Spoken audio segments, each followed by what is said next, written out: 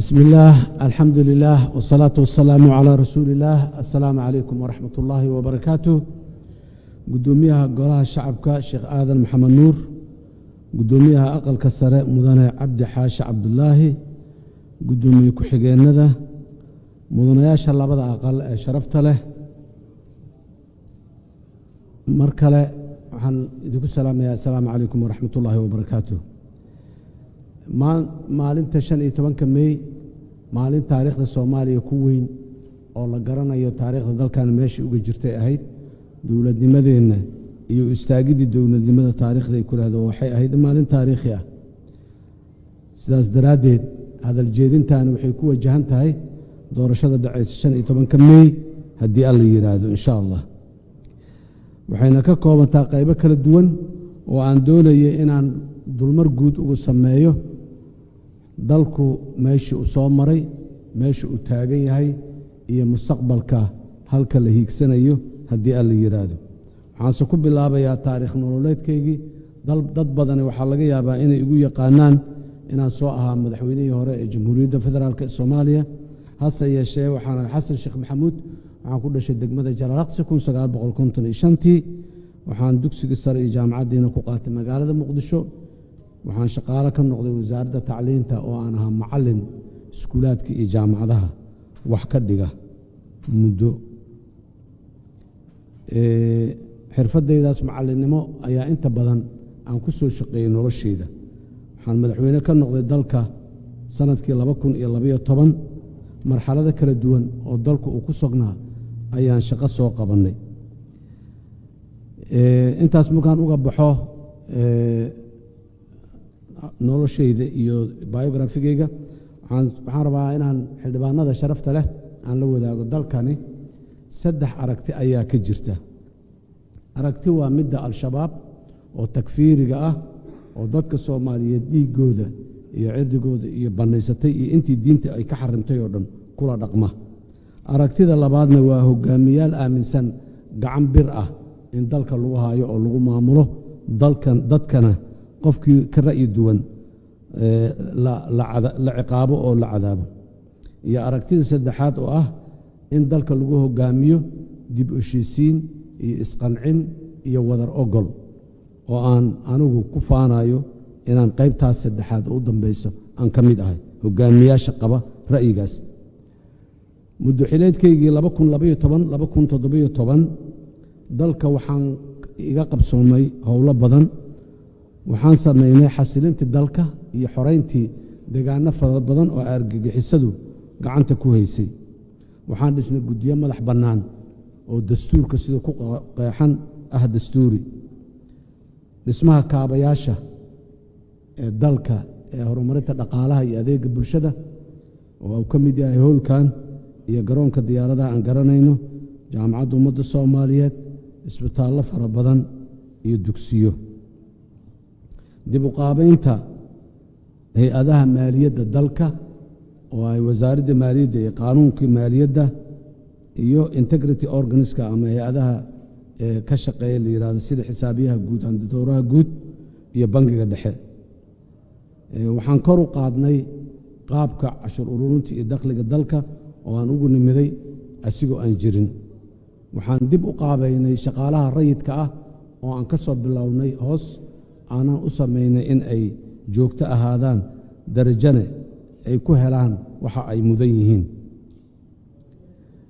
waxaan qabannay ugu dambayntii doorashooyin aanu dhiig ku daadanin. haddii aan intaas dulmar kooban ku soo ururiyo wixii 4 sano aan xilka hayay hore la iigu doortay qabsoomay qaar ka mid ah, waxaan haddana rabaa inaan dul maro barnaamijkayga siyaasadeed ee mustaqbalka soo socda.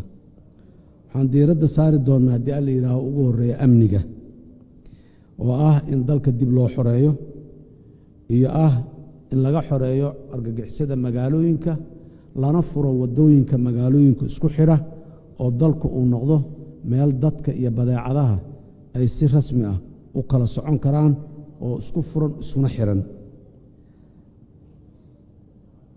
waxaan ka shaqayn doonaa amniga la barbar socda garsoor aan ku bilaabi doono samaynta guddigiisii madaxa bannaanaay ee dastuuriga ah ee adeegga garsoorka, guddiga dib u qaabaynta shuruucda dalka ka jira. shuruucda dalkeenna shuruucda ka jira in badanoo ka mida waa shuruuc wakhti hore aad u fog la sameeyey oo u baahan in wakhtiga hadda ah kuwa la jaanqaadi kara laga dhigo. meelaha qaarkoodna muddo dambe ayayba soo kordhano shuruuc ma laha. shuruucda loo hagaajiyo wixii aan muddooyinkii la soo dhaafay aan la qabanin. waxaan sidoo kale aan ballan qaadayaa dalkan iyo dadkan in ay sharaf iyo karaamadooda aad iyo aad loo ilaaliyo. waxaan ballan qaadayaa qof muwaadinoo Soomaali ah inaanan dibadda loo dhiibin oo aan dal kale loo dhiibin. waxaan ballan qaadayaa qof Soomaali ah fikirka siyaasiga uu aaminsan yahay awgiis inaanan loo caburin loona cadaadin.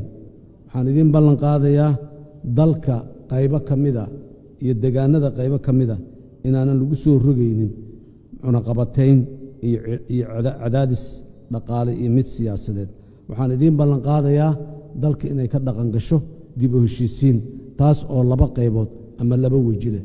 dib u heshiisiinta bulshada oo deegaanada iyo degmooyinka maxalliga iyo beelaha dhexdooda ka socon doonta, iyo dib u heshiisiinta siyaasadda oo dadka Soomaaliyeed aan doonayna inay aasaas u noqoto dib u heshiisiintooda siyaasadda dastuurka dalkan uu yeelanayo. haddii dastuurka lagu heshiiyo iyo qodobadiisa oo dhan oo dadka Soomaali isla qaataan, waxaan aaminsanahay dib u heshiisiinta siyaasadda inay meel gaartay laguna dhaqmi doono haddii alla yidhaah.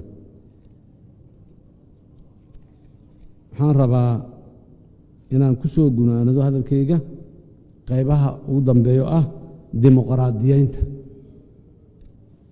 dalkani kama suurowdo inay dib ugu soo laabato diktatoriyad oo qofkii xukunka iska joogo asigoo aan haysanin sharciyad ama ogolaansho dadka dhexdiisa ah. dalkani kama suurowdo koox gaara iyo hayb gaara, dad sheeganaya iyo degaano gaara dalka xukunkiisa annagaa la wareegno oo haysanno inay dhahaan Soomaaliya kama suurowdo. dhaqan ahaan Soomaalidu waxay u tahay dimuqraadi, ilaan waxay ku wada nooleed wada tashi iyo xeerar la yaqaano oo la ixtiraamo oo laga dambeeyo, dadkuna ay ku kala dambeeyaan. waxaan asaas uga dhigaynaa dimuqraadiyaddeenna xisbiyada siyaasadda oo aan doonayno in qofka siyaasiga ah fikirkiisa la yaqaano oo aanu dalka hoggaankiisa iyo taladiisa iyo mustawo kastoo ay leedahayba qofna aanu imaanin asigoo aan la garanaynin ujeeddooyinkiisa aragtidiisa siyaasadeed iyo dalka wuxuu ka damacsan yahay. xisbiyada siyaasadda waa meesha lagu soo bandhigo aragtida siyaasadeed ee dalkan lagu hoggaaminayo mustawo kasta oo uu joogo. waxaan abuuraynaa nidaam dadka Soomaaliyeed inay ku kalsoonaadaan hay-adaha dastuuriga ah iyo hay-adaha dowladda oo aan loo arkin kuwa u danaynayo dad gaar ah ama deegaan gaar ah.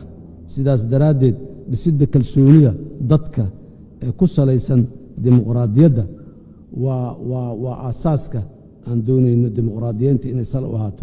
waxaa la sii xoojinayaa oo aan daadejin doonnaa haddii alla yidhaahdo nidaamka federaalka oo ilaa iyo heer degmo iyo heer tuulo la gaarsiinayo, si mabaadidii federaalka ee ahayday xukunka iyo dowladnimada in loo dhoweeyo dadka meesha ugu dhow oo dadka dhexdiisa in la geeyo taladooda iyo talada dalka guud ahaanba. waxaan xoog saari doonnaa arrimaha dhaqaalaha. waxaan xoojin doonnaa kor u qaadista dakhliga dowladda ayadoo sifo sharci ah lagu qaadayo dakhligaasi, ayadoo la tixgelinaya la eegayana duruufaha dalka iyo dadka mar walba ay ku sugan yihiin.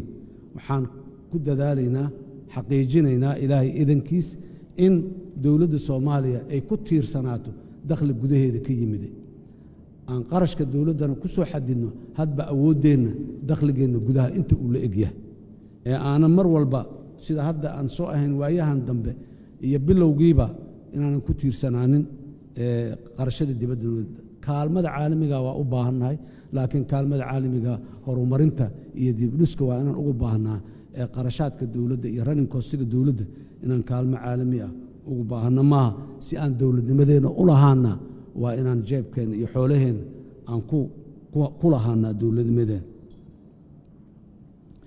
siyaasaddeena arrimaha dibadda siyaasadeyda arrimaha dibadda waxay ku salaysnaa doontaa hal mabda oo aad u weyn oo ah Soomaaliya inaanay yeelanin cadow dibadda ah oo aan annaga Soomaali ahaan aan ka soo shaqaynay ciddii dibadda ah oo dal kale ah oo dowlad kale ah oo iyadu cadaawad noo qaadayso nala dirirayso waa gooni waanaan muxuu ahay sida aan u baaji karnaan u baajina laakiin dalkan waa inaan laga abaabulin cadaawad iyo maxaan ku yiraahdaa qalalaase ummado kale lagu qaadaya hadday daris yihiin iyo haddii ay naga fog yihiinba waxaan cilaaqaad toosan oo deggan la samaysan doonaa caalamka oo dhan si gaarana dalalka aan saaxiibbada nahay iyo kuwa aan walaalaha nahay waxaan halkan ka xusayaa inaan si gaara dib u eegis dhaba lagu samayn doono cilaaqaadka ka dhaxeeya dalalka aad iyo aad noogu soo gurmaday oo dhiiggooda iyo dhacaankooda ummaddan inay badbaado oo ay sharafteedii soo ceshato u huray oo ay ugu horrayso maalan dalka Jabuuti aan walaalaha nahay ee aan wadaagno wax badan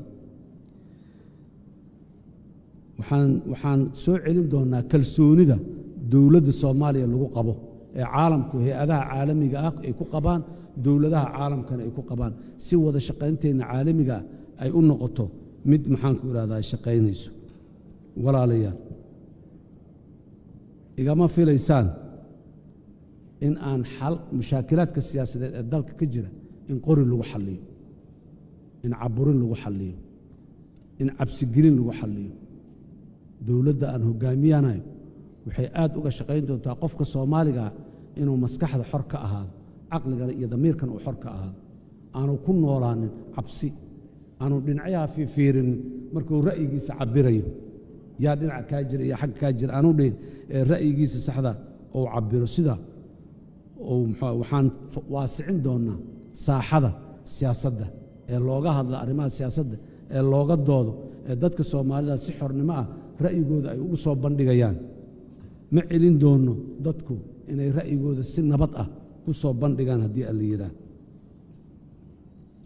waxaan joojin doonaa oon raaci doon sida dastuurku qabo dadka Soomaaliyeed isu imaatankooda iyo wada tashigooda in aanay fasax dawlo u baahan haddii aanay amuuro amni dabcan aanay jirin laakiin dadku inay isu yimaadaan wada tashadaan ra'yigooda cabiraan waxa ay diidan yihiin ay cabiraan oo si ay u sheegaan nabada marna inaanan fasax lagu xirin isu imaatinka muwaadiniinta Soomaaliyeed waa waajib dastuuri ah oo aan u baahnayn in fasax loo soo qaatay iyo in la waxeeyo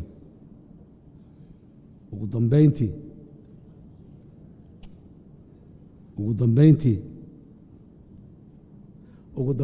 waxaan rabaa inaan ku soo gunaano hadalkayga fulay xantii ma moogaa la yiri kaftanka ah mudane xasan sheekh baskiisa waa buuxaa waxaan rabaa inaan u sheego xildhibaanada sharafta leh iyo ummadda Soomaaliyeedba xasan sheekh bas ma wata tareen dheer aan buuxsamayno wataa aad iyo aad u mahadsantihiin waxaan ku soo gabagabaynaa codsanayaa in aad igu aamintaan xilka hogaaminta dalka ee muddada 2022-2026 aad iyo aad u mahadsantihiin. Wassalaamu calaykum waraxmatullaahi wabarakaatuh.